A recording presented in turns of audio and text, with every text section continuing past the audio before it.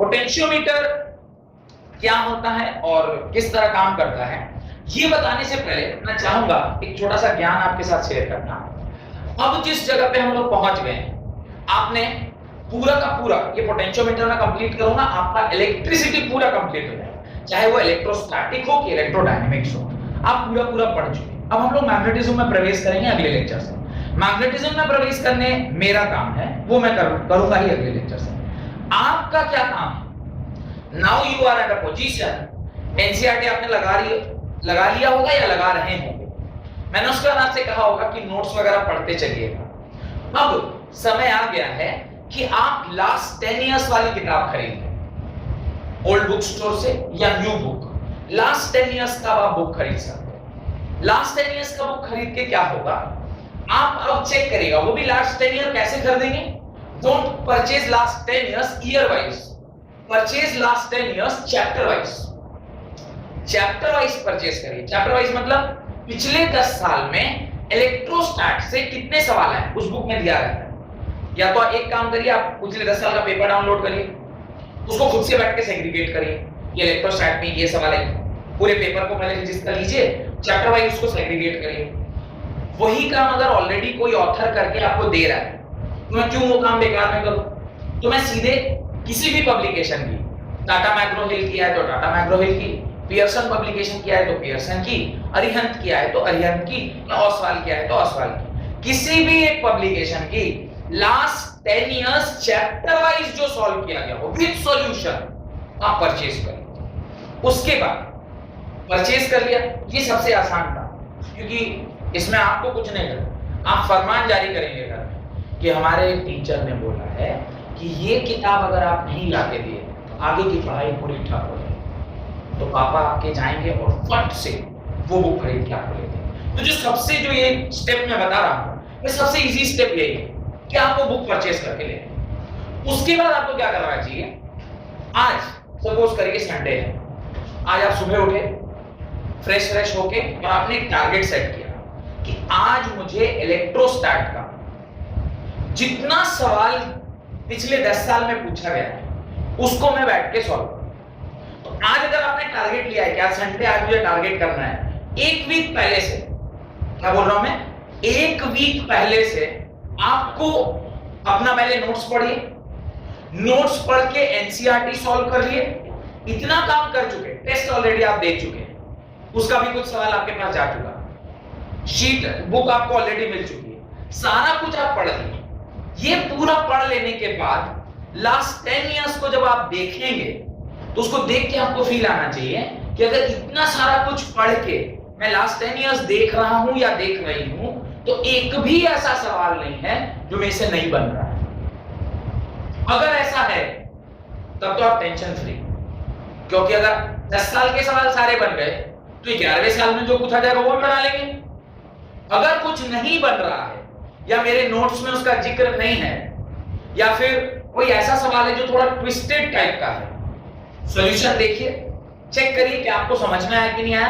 नहीं आया तो डायरेक्टली कम टू मी, मैं उसको सॉल्व कर दूंगा। पर अब ये समय आ गया है कि ये प्रोसेस में अब आपको घुस जाना चाहिए, बिकॉज इलेक्ट्रोस्टैट या इलेक्ट्रोडायनेमिक्स जो है इलेक्ट्रिसिटी वाला पूरा पार्ट था, ये एक यूनिट आपका फिजिक्स का क्या हो गया, खत्म हो गया। कुल मिला के कितने यूनिट है, 4 यूनिट है, electricity, magnetism, wave and modern physics. Wave के अंदर electromagnetic wave, ray optics and wave optics आता है। तो आप वेव बोलिए या ऑप्टिक्स बोलिए, एक ही बात है। कुल मिला के 4 ही यूनिट आपको पढ़ने हैं, 4 यूनिट में से 1 यूनिट आपका निपट गया। अब ये 3 चैप्टर के ऊपर लास्ट 10 इयर्स आपको प्रैक्टिस करना स्टार्ट कर देना चाहिए कि जो भी अवेलेबल रिसोर्सेज मेरे पास हैं उसको पढ़ के क्या मैं लास्ट 10 ईयर का क्वेश्चन अटेम्प्ट कर पा रहा हूं। अगर कर पा रहा हूं, एक भी क्वेश्चन ऐसा नहीं मिला कि मेरे को कोर्स के बाहर का था या जो मटेरियल मैं रेफर कर रहा हूं उसके बाहर का है, तब तो आपके बल्ले बल्ले, क्योंकि अगर अभी नहीं उसके बाहर का है तो अगले साल कहां से आएगा। तो सब कुछ उसके अंदर ही है। अगर कोई ऐसा सवाल लगा कि यार ये है तो कोर्स का, पर सर ने इसके बारे में कभी कोई जिक्र नहीं किया या फिर थोड़ा सा ट्विस्टेड है, तो सॉल्यूशन चेक करिए, क्योंकि सॉल्यूशन भी दिया हुआ है। समझ में आ गया, वेरी गुड। नहीं समझ में आया, come to me, I will help you. पर अब ये स्टेप में आपको घुस जाना चाहिए। आप ये सोचेंगे ना कि पहले पूरा पढ़ लेते हैं फिर लास्ट 10 इयर्स खरीदेंगे, और फिर चेक करेंगे क्या, इतना समय आपको नहीं मिलेगा। आप जैसे ही दिसंबर जनवरी होगा उसके बाद आपके प्री बोर्ड्स होने स्टार्ट हो जाएंगे, प्री बोर्ड्स खत्म होगा उसके बाद भाइवा होगा, वो जो प्रैक्टिकल वगैरह प्रैक्टिकल होगा, उसके बाद मेरी टेस्ट सीरीज चलेगी, टेस्ट सीरीज खत्म करते करते में बोर्ड का कब डेट आ जाएगा आपको कुछ पता नहीं चाहिए। तो ये अब आपको क्या कर देना चाहिए, स्टार्ट कर देना चाहिए। समझ में आ गया? Equally valid to chemistry also. Chemistry में भी आप 3 चैप्टर पढ़ चुके हैं, पहले 3 चैप्टर का कार्यक्रम अब आप स्टार्ट कर सकते हैं। द सेम प्रोसीजर जो मैंने अभी आपको बताया, आप पहले अपना चैप्टर पढ़िए, जो किताब जो कॉपी आपको दिया, जो शीट जो भी मटेरियल आपको दिया उसको पहले पढ़िए। पढ़ने के बाद लास्ट 10 इयर्स का आप वो निकालिए क्वेश्चन पेपर और देखिए कि ये देख के लग रहा है कि अरे हाँ यार तो पढ़ा हुआ है, ये भी पढ़ा हुआ है, ये भी पढ़ा हुआ है, ये भी पढ़ा हुआ है, ये बन रहा है, बन रहा है, बन रहा है, बन रहा है, बन रहा है। देन उसके बाद जब ये सारा कुछ हो गया, then what we need to do is उस पूरे साल में से अपना ये अपने पर्सनल एफर्ट जो 95 प्लस का टारगेट कर रहे हैं उसके लिए बोलो, सबको करने की आवश्यकता नहीं।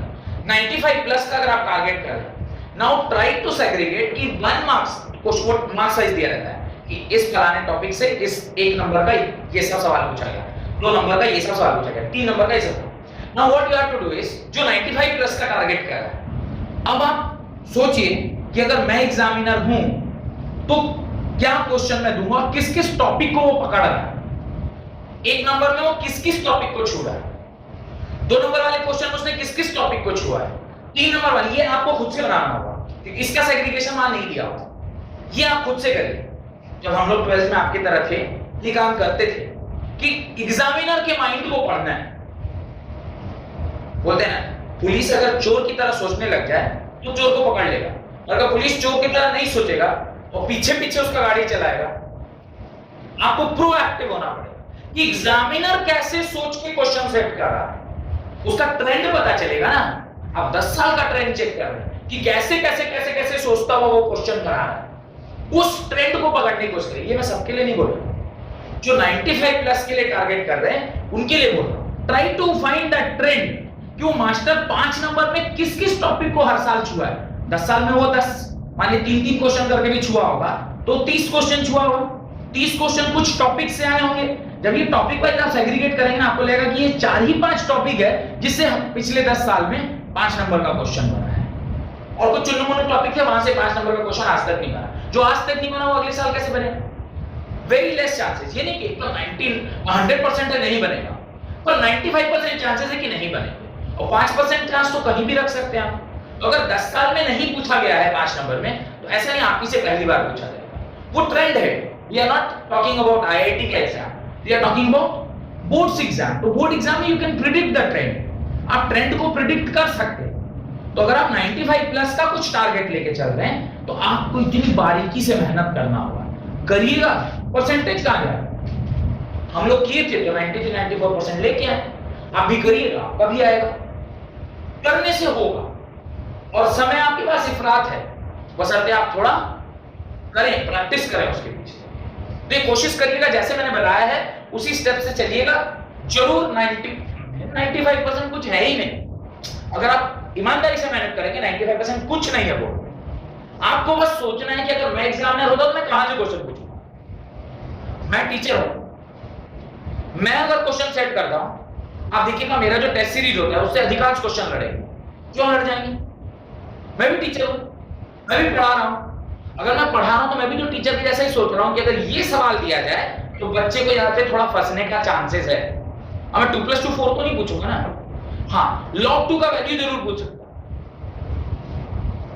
log 4 का वैल्यू जरूर पूछ सकता, आंसर उसका भी वही आएगा, आंसर उसका भी वही आएगा। पर जब मैंने log 16 या log 4 पूछा तो आप थोड़ा सा लगा रही ये क्या पूछ रहा है भाई, 2 + 2 बोलते रहो। तो वो वही चीज मेरे को पकड़ना है कि क्या एग्जामिनर किस थॉट पे चल रहा है, और वो लास्ट 10 ईयर के ट्रेंड से आप आसानी से पकड़ सकते हैं। और बेस्ट तरीका होता है पढ़ने का, लास्ट प्रीवियस ईयर क्वेश्चंस को पढ़ के फिर देखिए किस किस टॉपिक पे कितना मेहनत करना है। अब मैं डिफरेंस पढ़ रहा हूं, सपोज करिए सॉलिड स्टेट की बात करूं, या सपोज करिए मैं इलेक्ट्रोस्टैट की बात करूं, मैं डिफरेंस पढ़ रहा हूं या प्रॉपर्टीज ऑफ इलेक्ट्रिक फील्ड, मैं देख रहा हूं हर बार ये 3 ही नंबर में पूछ रहा है। Should I remember 10 points? I should have remembered 10 points for that. I should have maximum 5 points.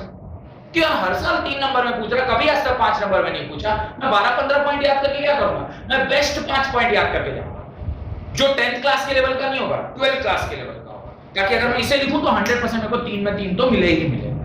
इस प्रकार से क्वेश्चन वाइज आपको इतना बुद्धि लगाना होगा कि कितने पॉइंट्स होने चाहिए, कितना सवाल, किस तरह का आंसर, फिर आंसर राइटिंग ये प्रैक्टिस करना है।